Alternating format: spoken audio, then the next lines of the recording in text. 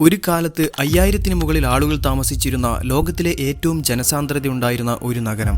കുട്ടികളുടെ ശബ്ദമുയരുന്ന സ്കൂളുകൾ, തിരക്കേറിയ തെരുവുകൾ, ഉണർന്നു പ്രവർത്തിക്കുന്ന ആശുപത്രികൾ, സ്വിമ്മിംഗ് പൂളുകൾ, ഷോപ്പിംഗ് മാൾ, സിനിമാ തിയേറ്റർ എന്നിങ്ങനെ എല്ലാ ആധുനിക സൗകര്യങ്ങളോടും കൂടിയ ഒരു പരിപൂർണ നഗരം. എന്നാൽ ഇന്ന് ഭാഗികമായി തകർന്നു കിടക്കുന്ന കെട്ടിടങ്ങളും അതിനു മുകളിലൂടെ കടന്നുപോകുന്ന കാറ്റിന്റെ ശബ്ദവും മാത്രമുള്ള പ്രേതഭൂമിക്ക് സമാനമായ ഒരു ദ്വീപ്. പറഞ്ഞു വരുന്നത് ഹാഷിമ ദ്വീപിനെ കുറിച്ചാണ്. ജപ്പാനിലെ നാഗസാക്കിയിൽ നിന്നും 15 കിലോമീറ്റർ മാറി 16 ഏക്കറുകളിലായാണ് ഈ ദ്വീപ് സ്ഥിതി ചെയ്യുന്നത്. ബാറ്റിൽ ഷിപ്പ് ഐലൻഡ് അല്ലെങ്കിൽ കൻകൻജിമ എന്നും അറിയപ്പെട്ടിരുന്നു ഈ ദ്വീപ്.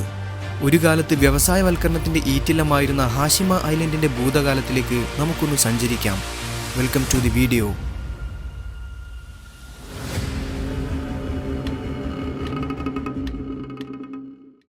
ദൂരെ നിന്ന് നോക്കുകയാണെങ്കിൽ ഒരു തകർന്ന യുദ്ധക്കപ്പലിനോട് സാമ്യം തോന്നുന്ന ഈ ഒരു രൂപം കാരണമാണ് ഈ ദ്വീപിനെ ബാറ്റിൽ ഷിപ്പ് ഐലൻഡ് എന്നും കൂടി വിളിക്കപ്പെടുന്നത്.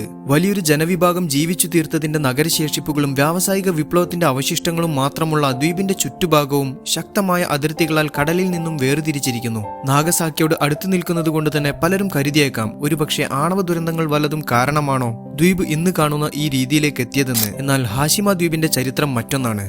മറ്റേതൊരു ദ്വീപും പോലെ തന്നെ ഒരു സാധാരണ ദ്വീപായിരുന്നു ഇതും. നാഗസാക്കിയുടെ ഉപേക്ഷിക്കപ്പെട്ട 505 ദ്വീപുകളിൽ ഒന്ന് മാത്രം. എന്നാൽ മരങ്ങളും മലകളുമായി പച്ച പുതച്ചു കിടന്ന മറ്റു ദ്വീപുകളിൽ നിന്നും വ്യത്യസ്തമായി തരിശു പാറകൾ കൊണ്ട് നിറഞ്ഞതാണ് ഹാഷിമി ഐലൻഡ്. ഹാഷിമ ദ്വീപിന്റെ ഏതാണ്ട് അടുത്തു നിൽക്കുന്ന ഒരു പ്രദേശമായിരുന്നു തക്കാഷിമ. ഗ്രാമീണരായ സാധാരണ ജനങ്ങളായിരുന്നു അവിടെ ജീവിച്ചിരുന്നത്. ഓരോ ദിവസവും അധ്വാനിച്ചു കഴിച്ചുകൂട്ടുന്ന ഇവർ തങ്ങളുടെ കാലിന് താഴെ ഒളിച്ചു നിൽക്കുന്ന നിധിയെപ്പറ്റി അറിഞ്ഞതേയില്ല. എന്നാൽ ഗോഹിത എന്നു പേരുള്ള ഒരു തക്കാഷിമക്കാരൻ വളരെ അപ്രതീക്ഷിതമായാണ് കൽക്കരിയുടെ സാന്നിധ്യം കണ്ടെത്തുന്നത്. ഈ ഒരു കണ്ടുപിടുത്തം തക്കാഷിമക്കാരുടെ ജീവിതം തന്നെ മാറ്റിമറിച്ചു. തങ്ങളുടെ കുടിലുകൾ ചൂടുപിടിപ്പിക്കാനും തീ ആവശ്യങ്ങൾക്കുമായി വ്യാപകമായി അവർ കൽക്കരി ഉപയോഗിക്കാൻ തുടങ്ങി. മാത്രമല്ല വാണിജ്യാടിസ്ഥാനത്തിൽ വിദേശത്തേക്ക് കയറ്റി അയക്കാനും തുടങ്ങി. ക്രമേണ ഇത് തക്കാഷിമക്കാരുടെ സാമ്പത്തിക സ്ഥിതി മെച്ചപ്പെടുവാനും കാരണമായി തീർന്നു. എന്നാൽ ഈ ഒരു സമയത്ത് തക്കാഷിമ ഫ്യൂഡൽ ഭരണാധികാരികളായ ഫുക്കോഹോരി കുടുംബത്തിന്റെ കയ്യിലായിരുന്നു. കൽക്കരിയുടെ യഥാർത്ഥ ഉപയോഗം മനസ്സിലാക്കിയ അവർ ഖനനത്തിന് മുഴുവൻ അധികാരവും അവർക്ക് മാത്രമായി നിജപ്പെടുത്തി. തക്കാഷിമയിൽ നിന്ന് ലഭിക്കുന്ന കൽക്കരി വളരെയധികം ക്വാളിറ്റി കൂടിയതായിരുന്നു. അതുകൊണ്ട് തന്നെ നാഗസാക്കിയുടെ വളർച്ചയും വേഗത്തിലായി. ഈ ഒരു കാര്യം തന്നെയാണ് തൊട്ടടുത്തുള്ള ഹാഷിമയിലേക്കും ഖനനം വ്യാപിപ്പിക്കാൻ കാരണമായത്. ഏതായാലും 19-ാം നൂറ്റാണ്ടിന്റെ അന്ത്യത്തോടെ ഹാഷിമ ഐലൻഡ് മിത്സുബിഷി ഏറ്റെടുക്കുകയായിരുന്നു. ആ സമയത്ത് മിത്സുബിഷി ഒരു ഷിപ്പിംഗ് കമ്പനി ആയിരുന്നു. ദ്വീപിനെ കടലിൽ നിന്നും വേർതിരിക്കുന്ന തരത്തിൽ ശക്തമായൊരു മതിൽക്കെട്ട് അവർ തയ്യാറാക്കി. ദൂരെ നിന്ന് നോക്കുകയാണെങ്കിൽ ഇതൊരു യുദ്ധക്കപ്പലാണെന്നേ തോന്നൂ. തുടർന്ന് വലിയ രീതിയിലുള്ള ഖനനവും ആരംഭിച്ചു. അതിനായി ആയിരക്കണക്കിന് തൊഴിലാളികളെ അവർ ദ്വീപിലെത്തിച്ചു. 20-ാം നൂറ്റാണ്ടിന്റെ ആദ്യകാലത്ത് ദ്വീപിലെ ജനസംഖ്യ 3000-ന് മുകളിലായിരുന്നു. അവർക്ക് വേണ്ട എല്ലാ സൗകര്യങ്ങളും അവിടെ തന്നെ ഉണ്ടായിരുന്നു. താമസിക്കാനായി വലിയ കെട്ടിടങ്ങൾ അവർ പണിതു.